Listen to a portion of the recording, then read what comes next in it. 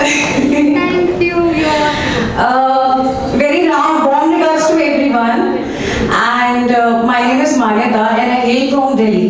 So आज मैं आप सबके सामने रावण रचित शिव तांडव स्तोत्र को प्रस्तुत करने जा रही हूँ, जिसे मैं हिंदी में बोलूँगी यहाँ पर। Shall we start?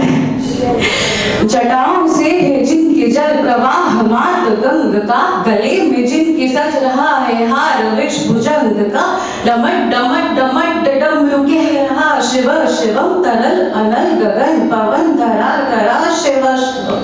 वे देव देवताओं के अनादि से गड़े हुए, समस्त उनके डोल पुष्प शीश पर चढ़े हुए, विपन्न कामनाओं की है संपदा शिव शिवम, तरल अनल गगन पवन धरा धरा शिव शिवम।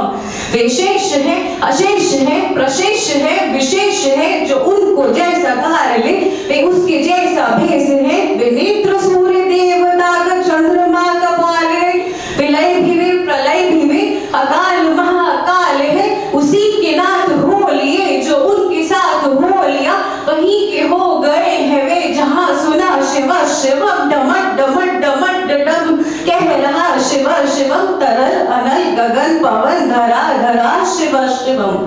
हर हर महादेव।